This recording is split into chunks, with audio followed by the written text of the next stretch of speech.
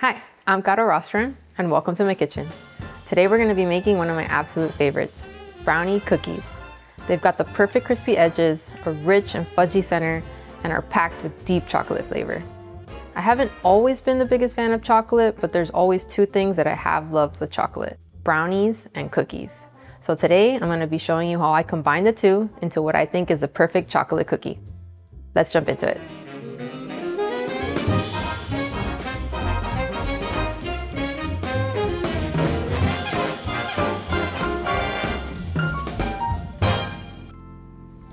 We're going to start off by measuring the dry ingredients. First is the 1.5 cups of all-purpose flour. Next is the 1/2 cup of Dutch processed cocoa powder, 1 teaspoon of baking powder, and 1/2 teaspoon of baking soda. Then I'll sift all the dry ingredients so there are no lumps. For these cookies, I do like to use this specific cocoa powder because it's more chocolatey than regular cocoa powder, and it gives the cookies a really rich brown color and gives it a deep chocolate flavor. You can see here how many lumps were left behind. That's why I like doing this extra step of sifting. I'll just go ahead and press those through and the dry ingredients are ready.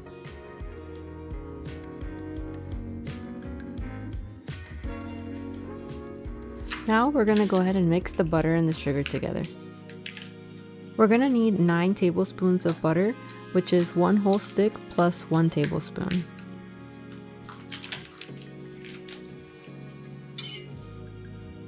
You do want the butter to be room temperature. Mine was still a bit cold, so that's why you see me here cutting it into pieces. That's just going to help it in the mixer to kind of get soft a little bit quicker.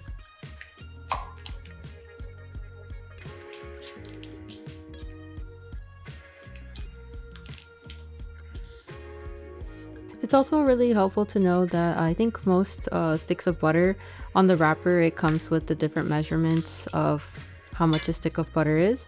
So it just makes it a little easier for you to know, how much is 1 tablespoon or 1 cup or 1/2 cup of butter would be.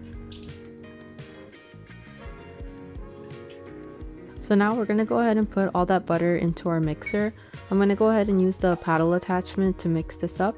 At this point, we just want to go ahead and mix it so that it's just all softened and one consistency.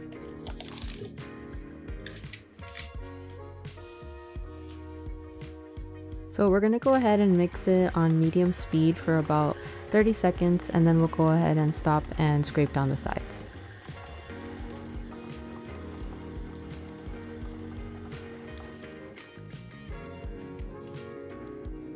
Scraping down the sides, it's an important step. It just helps to make sure that all the butter is getting mixed in evenly and we don't have any big chunks of butter that aren't softened, especially since my butter was still a bit cold. I want to make sure to do this so all of it is nice and smooth.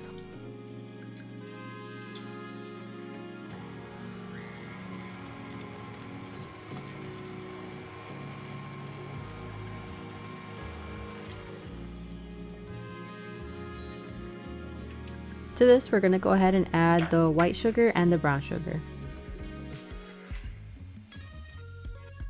We'll add 3/4 cup of granulated sugar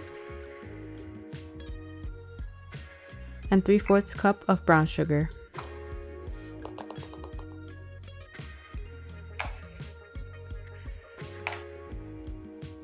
Once the sugar is in, we're going to go ahead and mix this on medium speed for about 2 to 3 minutes.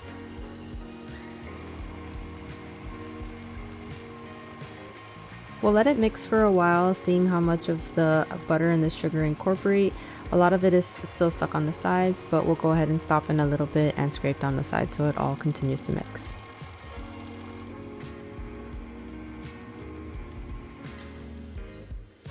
At this point, we're going to go ahead and stop and scrape down the sides of the bowl so that all the butter that is stuck on there can go ahead and mix in with the sugar.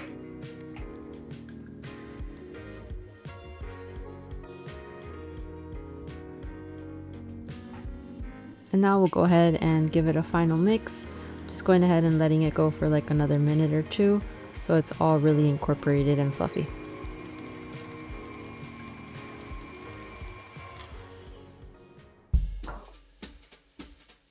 Do you know what the secret ingredient is to this channel? You guys hitting like and subscribe. And thanks, you guys are the best.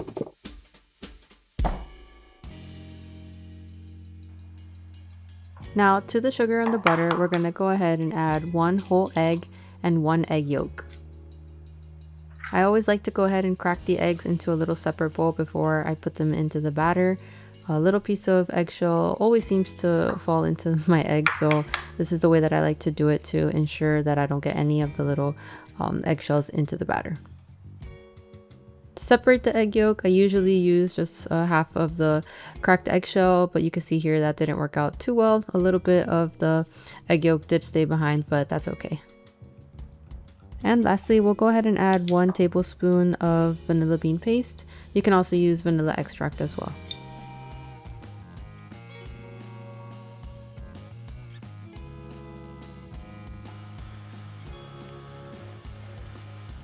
Now we'll just go ahead and give that all a mix to incorporate the eggs and the vanilla into the sugar and the butter.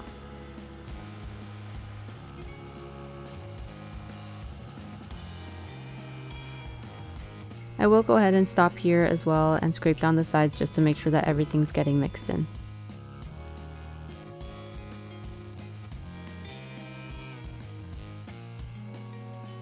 I'll just give it one final mix and then we're going to go ahead and add in the dry ingredients to this.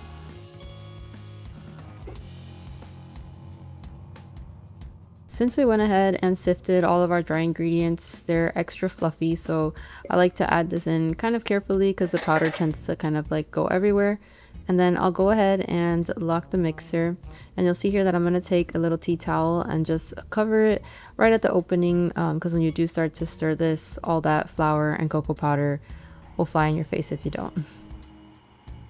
The funny thing is, every time I make these cookies, I'm just reminded about how when I was young, I used to not like chocolate at all, and now I just love it so much, especially in these cookies.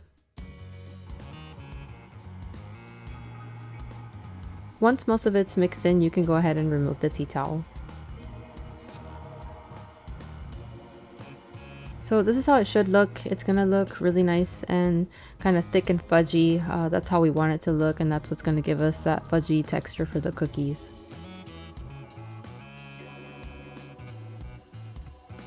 So now I'll just go ahead and scrape all the batter off of the beater, and we're going to go ahead and take the bowl off the mixer, and using the spatula just give it a good mix through to get all the ingredients mixed in. Some of it kind of sticks to the sides just a little bit before we can go ahead and separate them and portion them. You can see that on the side there's a little bit of flour and cocoa powder left, so I just like to use a spatula to just incorporate this all in.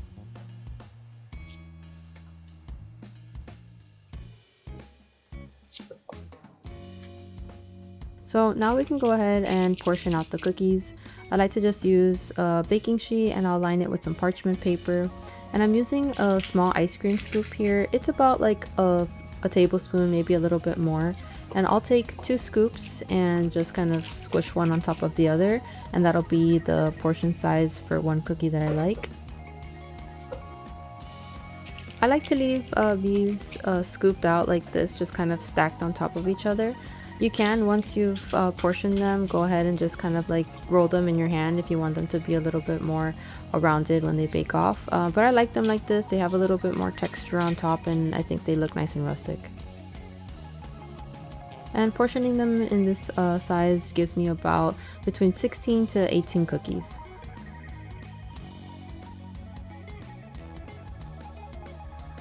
These cookies are just great to eat by themselves. They're so delicious and chocolatey, but one of my favorite ways to eat them is to put like 1 or 2 into like a little baking ramekin.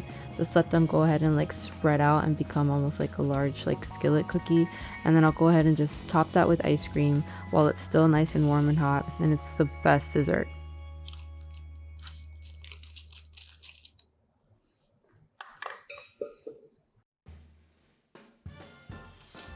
Once I've portioned out all the cookies, I like to take another piece of parchment paper and just place it on top and press down lightly just so they get a little bit of a flat top. And then from here, I'm going to go ahead and place them in the freezer and allow them to completely freeze. So once they're all completely frozen, I'll go ahead and get a freezer safe Ziploc bag, And I'll just place all the cookies in there. I like doing this with most of my cookie recipes because I could just have, you know, fresh baked cookies in like 10 minutes if I have all the doughs portioned out and ready to go like this. I also think this is such a great trick to just always have cookies on hand. I love when anyone comes over to visit, or if there's anyone's birthday or like a neighbor, just to do a little something sweet. I can easily pop some cookies in the oven and bake them off quickly.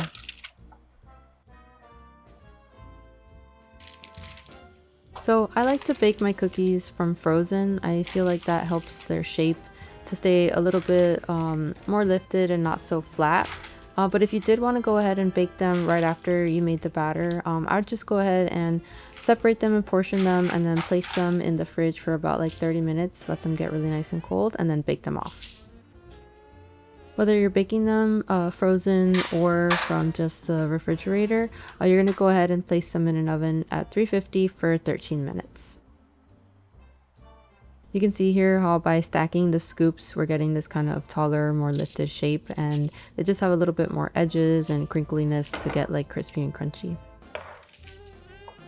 So once they're all done, I like to take them out, and right after they're out, I'll go ahead and top them with some flaky salt, and they'll be ready to go.